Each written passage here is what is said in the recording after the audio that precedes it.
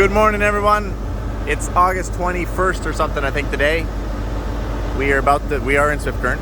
Brought the combine up, and Lee and I here, we're ready to rock and roll. We're gonna have a long road trip to go. We're going north. I don't know how many hours it's gonna take.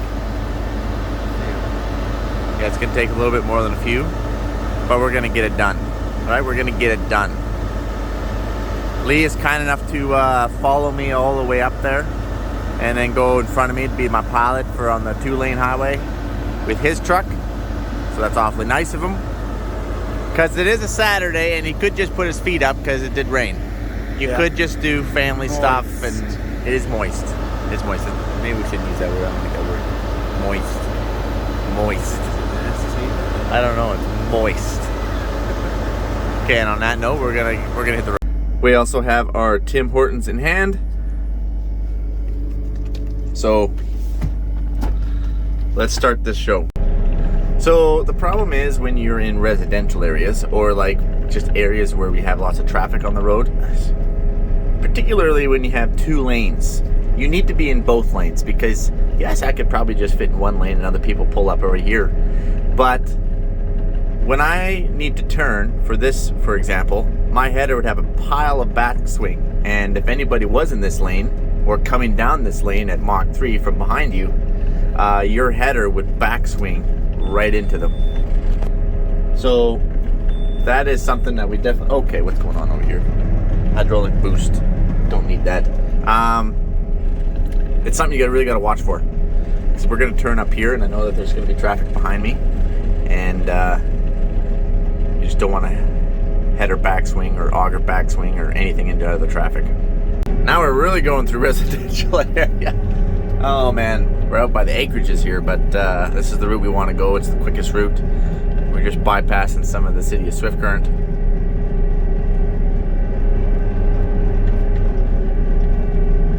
Out by the research station, actually. Canadian Research Station. What do they research here? Crops. Swift Current, I do believe, you might have to Google that, but I do believe it's home to a very large research center. Ken Wall, you remember Ken Wall? He does our soil sampling. He worked at this research station for a good chunk of his life. They do everything from plant research to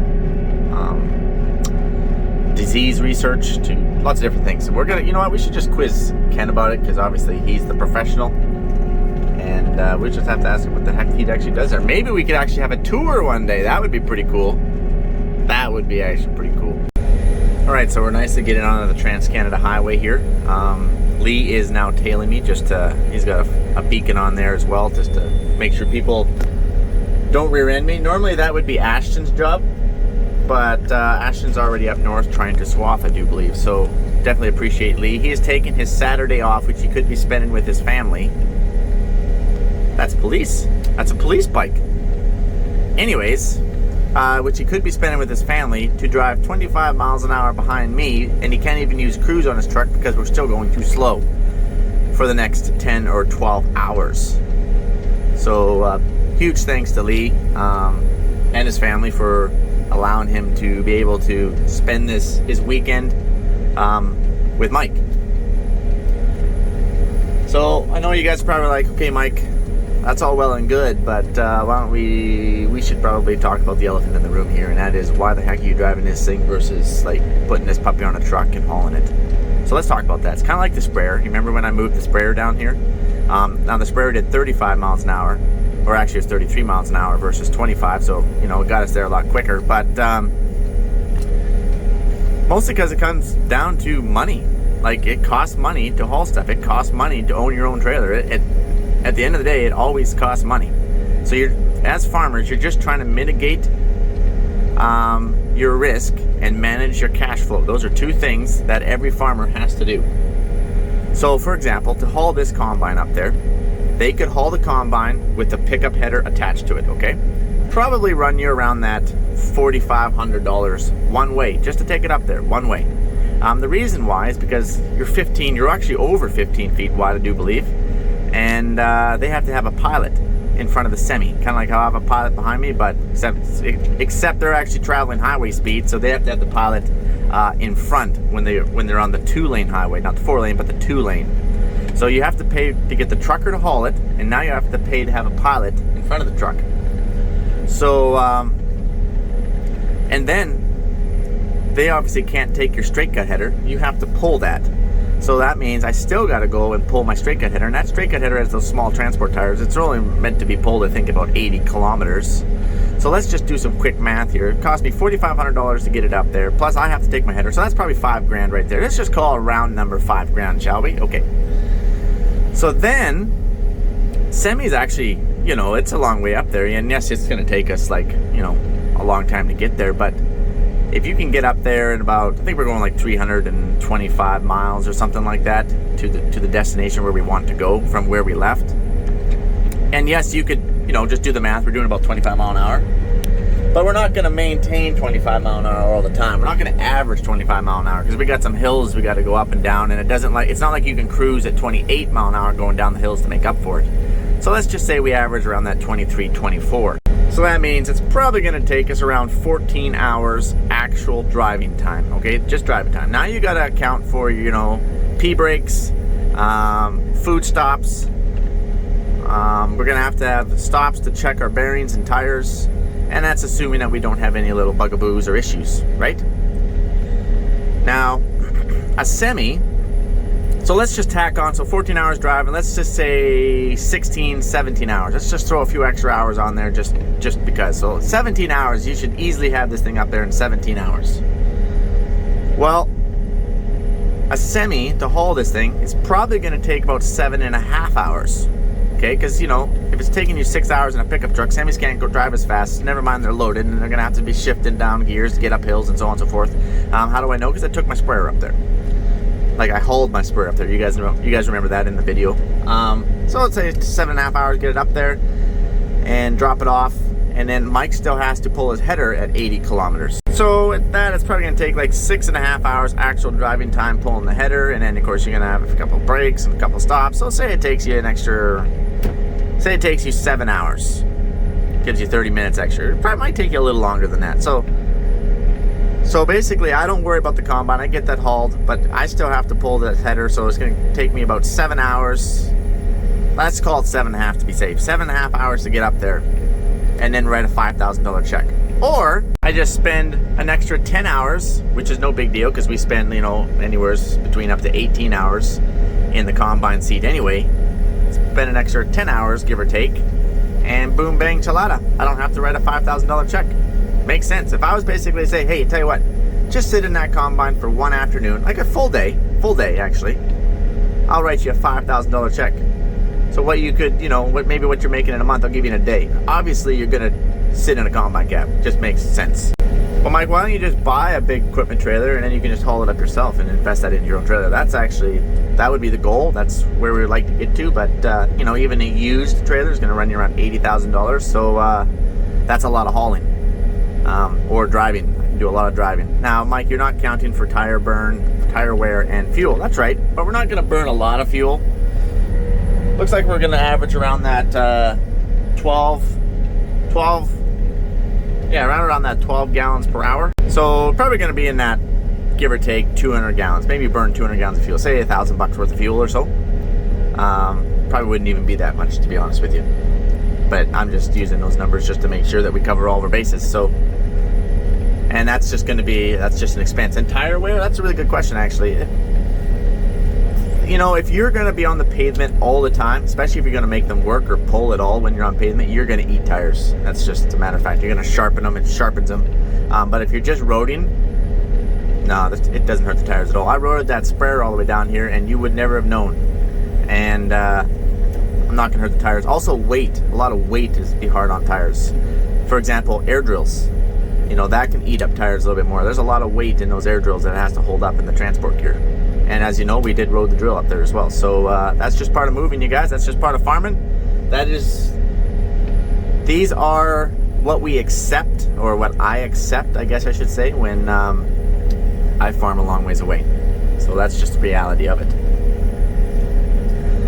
So what I actually have to watch out for, I don't have to watch out for cars or vehicles, because, you know, that's one great thing about being on the Trans-Canada Highway. They have this really wide shoulder here, so I can be on this shoulder and I can be completely out of that passing lane. But I do got to keep an eye out on my mirrors to make sure there's no wide load coming behind me, like maybe somebody else carrying a combine, some bins or something. If there was a wide load coming behind me, or maybe like those big windmill turbine thingamajiggers, then I would have to make sure I get right over so that way they could get by. But that's the only thing I got to watch for. Otherwise, I kick my feet back, turn on some tunes, and enjoy the ride.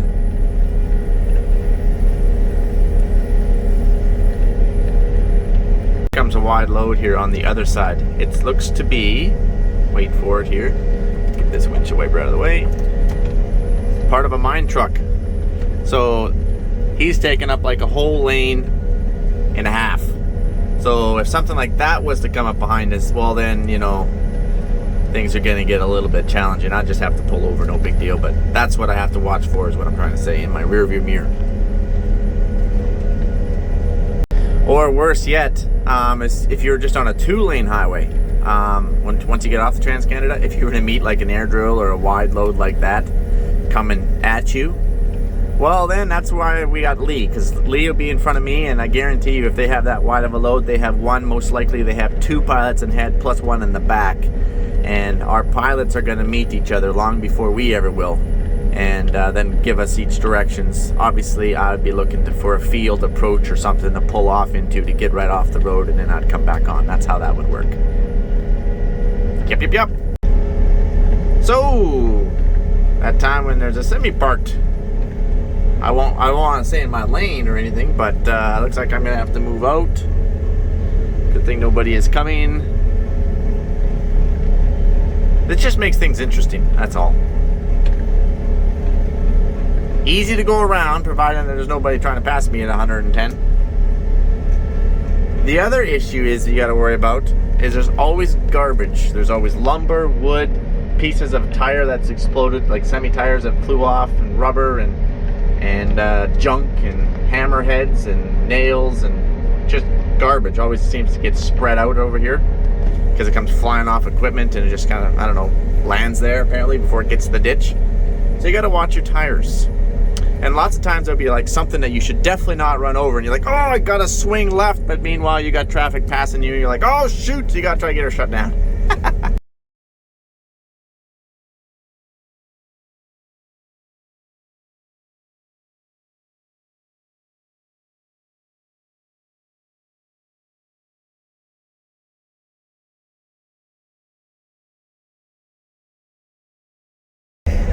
Hope you guys liked a little bit of the Hyperlapse there. Mike is still learning new things. Right here, there was a fire.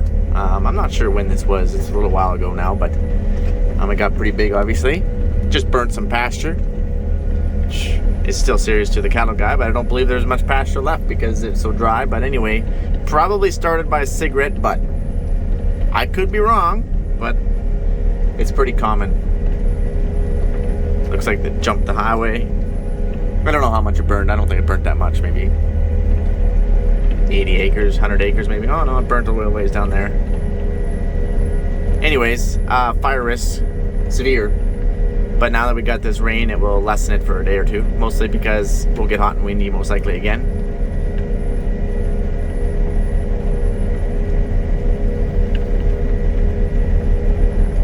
I gotta figure out how I can mount my camera or phone here somewhere so I don't have to hold it the whole time when we hyperlapse. Figure something out. Probably do a bit of a system check here. Woo! Gotta watch traffic. You don't really want to be a bug on the front of their grill.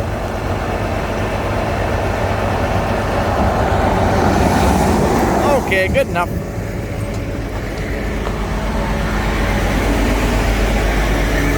Make sure everything looks good. It's good to get out and stretch the legs a little bit.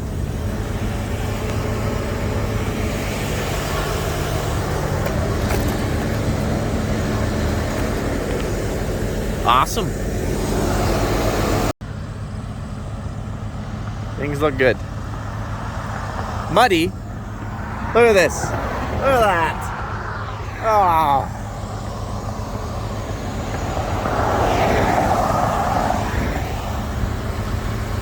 That's disappointing. Got mud on the back of my combine.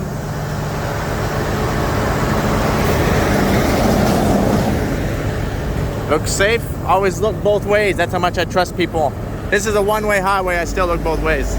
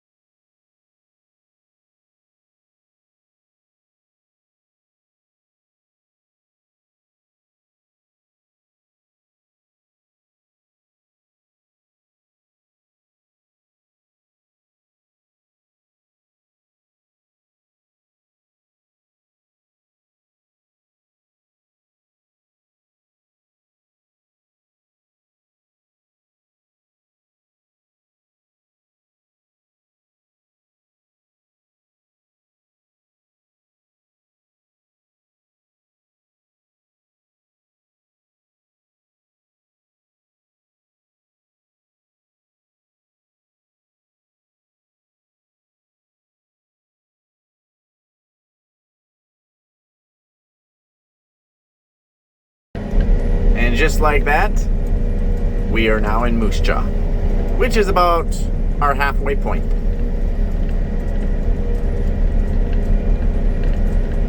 Now, oh, I better slow down for this railroad track. Woo! If I can keep it on the road here. Bouncy, bouncy, bouncy. Oh. Moose Jaw, also known as the Friendly City, is what it's titled underneath the sign. I don't know if it is or not, but I guess Swift Current's supposedly the city that where life makes sense. Don't know if that's true either, but maybe I better back her down here a little bit. That right there is a photo radar booth right there, and there is always a camera in it. It's an 80K zone, and we are doing 25 mile an hour. Better back her down just a little. I'm joking. We're good. We got lots of room for speed here. But we did not measure ourselves. We do not know our total height. Probably should know that. Because we have an overpass coming up. So this particular overpass here in Moose Jaw, it's well known. It's very low on the Trans-Canada. So there is a bypass around it. It's been hit so many stinking times that they finally put lasers across. So if we trigger the first set of lasers, there will be a sign you'll see that will tell us to exit immediately. If we go through the second set of lasers, which is already past the need to exit sign, it will trigger a bunch of lights flashing at the overpass, basically saying you're going to smack this overpass. The overpass is 4.5 meters because everything up here in Canada is in meters. Which that is typically low. I think 4.8 is the normal, and most overpasses I hope around 5. Now I'm no trucker, so here's one set of lasers. You can't see it, but if we break the laser up here, it's going to tell us we got to exit. We did not break the lasers. Now you just hope that they're actually working.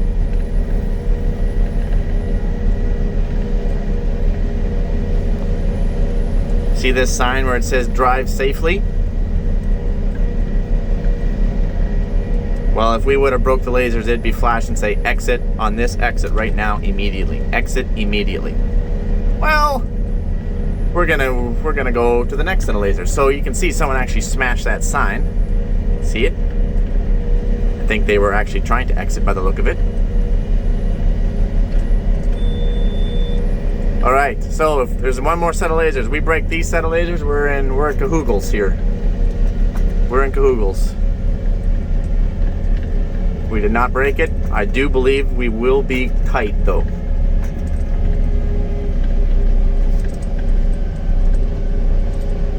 Lee is actually blocking off the whole Trans-Canada back there just to make sure.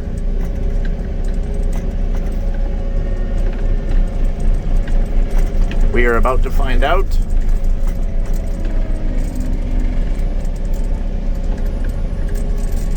if we're gonna make it. For sure, this is gonna be tight. Woo! Oh, our antenna's hitting it. You can hear it. We made it. I'm actually surprised that our antenna did not trigger the laser. Whew! That was close. Boy, we got on-ramps, people trying to get onto the highway, and we're plugging the highway and so on and so forth, but I think everybody behind us was thinking the same thing. Holy crap, he's not gonna make it, he's not gonna make it, he's not gonna make it. We made it. So we could have just taken the bypass and gone around, but it's a bit of a pain in the butt, so I figured we would be close. If we did hit, that would be unfortunate, because we would definitely plug off the highway and have to try and back out, unhook the header. Lee would have to take the header, and then we would just be going across the ditches to try to get to the next exit out of there. But that didn't happen, so we're good.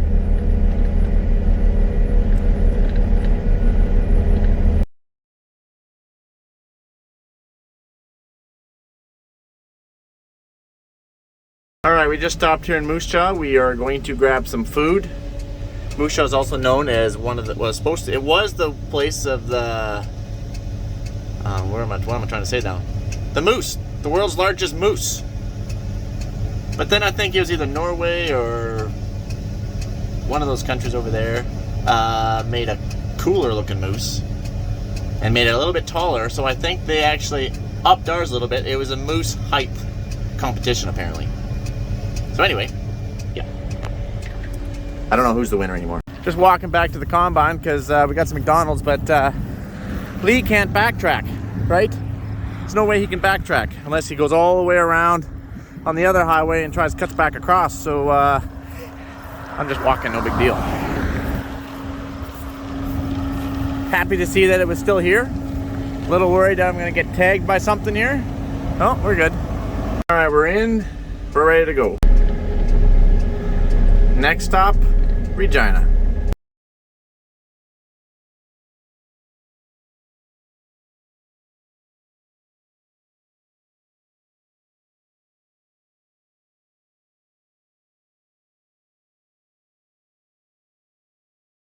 It's suddenly just got like stupid busy. Like, I mean, like for the past 20 minutes, it's just been car after car after truck after truck after car after car. And the problem is when you leave Moose Jaw, there's three or four sets of bridges where you don't have this. Basically, that white line is where the bridge is. So I have to cut into both lanes, plug off the whole highway to get over those bridges.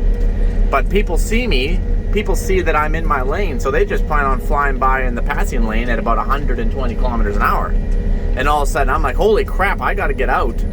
So I try and tell Lee, so Lee's cutting out before me to hold the traffic back, and there's some unhappy people, let's not lie about it, but you gotta do what you gotta do, I guess. Bridges. I dislike bridges. For some reason, they don't make the bridge as wide as the highway. They're always a little bit narrower. All right, we're about to hit the Regina Bypass here. We're gonna go around the city of Regina.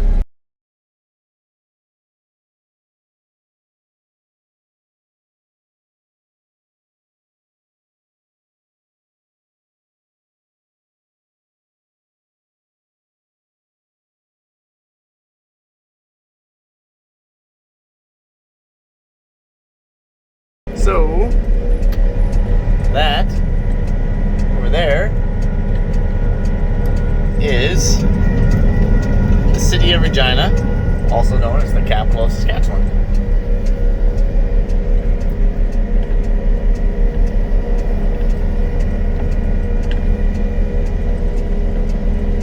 I'm not sure how many people run combines and sprayers around the bypass like this, but we are definitely one of those people.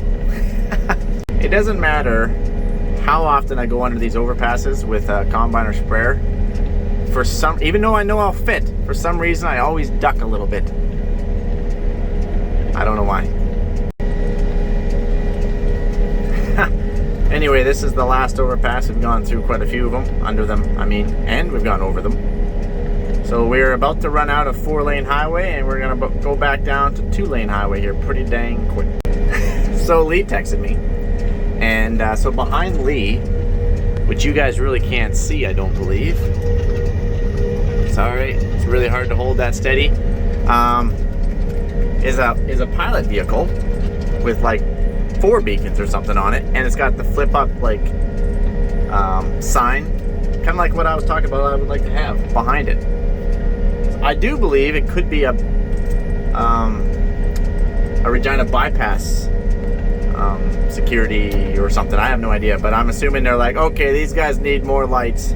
These guys need more lights. So you can kind of see it now in this mirror. That's hilarious. I wonder if he's just gonna escort us off this Regina Bypass, or if he's just gonna follow us all the way back. I doubt it. I bet you he turns around as soon as we get off this bypass. He's like, get the frick off our bypass. It's most definitely a city bypass truck. Thank you, sir. As we are about to exit the bypass. That's awesome. Although he did do a loop here, and I did wave to him as he went back on that highway. He did not wave. Not very Saskatchewan of him.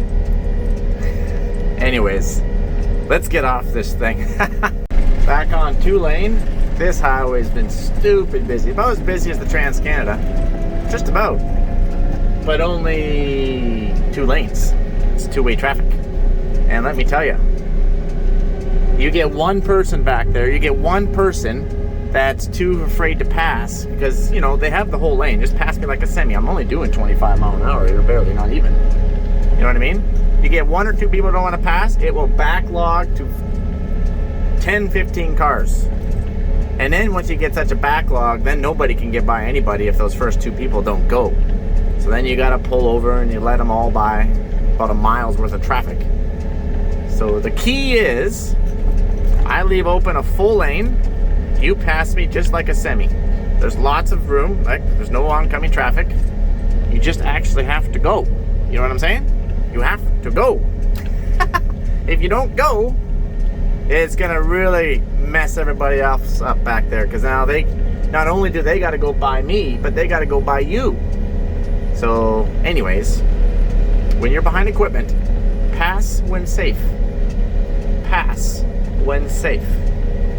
But pass. Unless it's a semi. I'm a semi driver. I understand. You're a loaded semi or even an empty semi. It's pretty hard to get going. Even if you're only doing 25 miles an hour, it's pretty hard to get going to get by people. So I get it. You get a semi behind me, I'll just pull over, let them go. But when you're just a car or a truck, you got lots of zoom, you got lots of zoom, you just pull right on and pass. Backlog, let go, number 2. 1, 2, 3, 4, 5, 6, 7, 8, 9. Not bad. All right, we're coming through the Fort Capel Valley.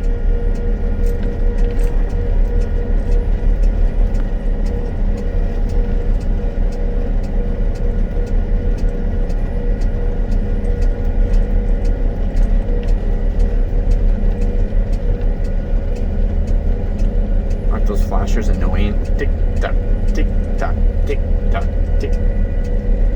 I need them though right now.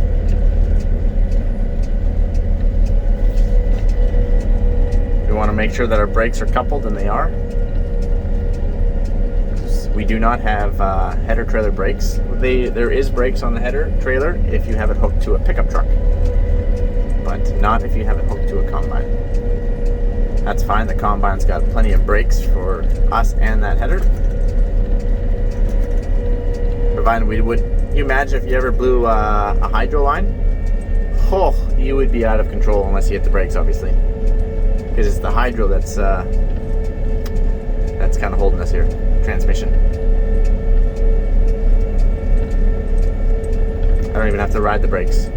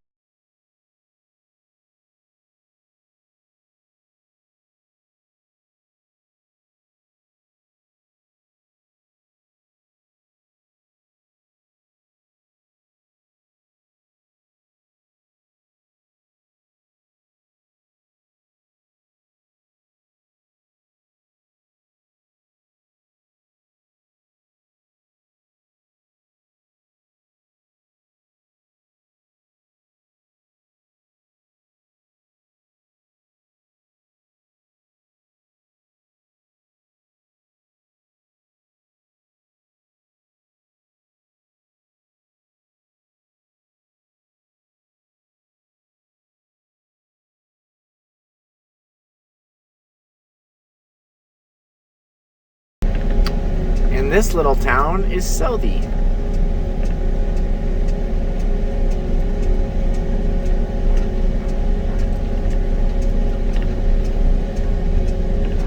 Oh, look, I am doing 33 kilometers.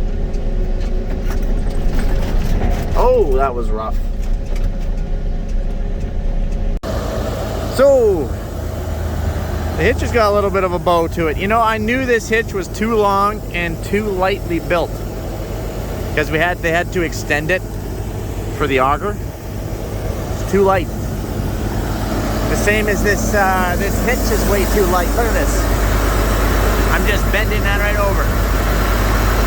Like, come on, we gotta put some steel in this thing. Like this. Should be something like this thick. That's not good. That's not good. We just stopped in Saudi real quick to check on a few things. We're good to go. We are getting into trees. We are getting closer. We are getting closer. We're on a very rough highway. It's very bouncy. Makes my pickup air go floppy, floppy, floppy, floppy. But it is what it is. Welcome to Southwest Saskatchewan Highways.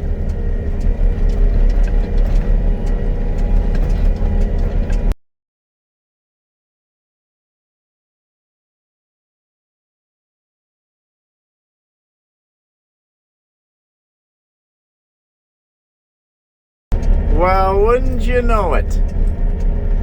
So, we are in the ballpark here, and we've caught two red case swathers.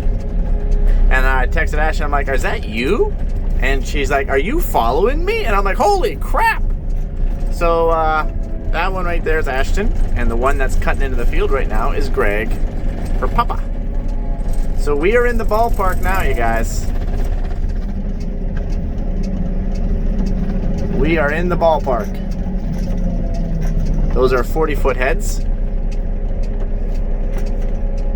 That's awesome. We still have another 10, 12 miles, maybe 15 miles where we want to go yet.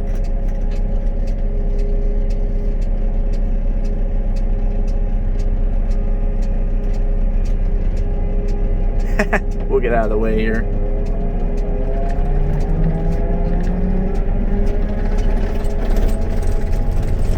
She's waving like crazy. I love my wife. She's awesome. That's Greg. That's Papa G.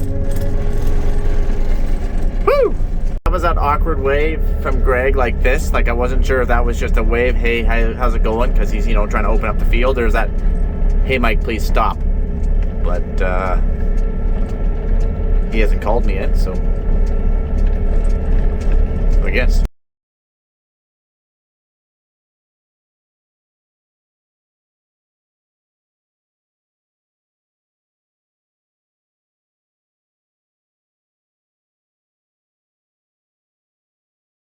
And just like that, and a few corners here and there, and we have arrived. It has taken us pretty much 12 hours. Close to it, 6:45 p.m. and we left around 7 a.m. give or take. It maybe didn't quite take us 12 hours from Swift Current to get here, but it was pretty much a straight go. We only stopped a few times, and I think it took what 3.5, 4 or something like that hours. I don't remember. To go from home to Swift, so not bad, not bad. All in a decent day's work, I would say. So with that, I'm gonna let you guys go. I have bored you guys enough. I gotta go spray some lentils. They're ready to spray. It is time to bring those puppies in. It is time to die. They will die. We're gonna burn them down. No, we're not using Roundup. We're gonna burn the crap down. Basically putting acid on them. Gonna burn the plant to crap. That's acceptable socially. All right, adios.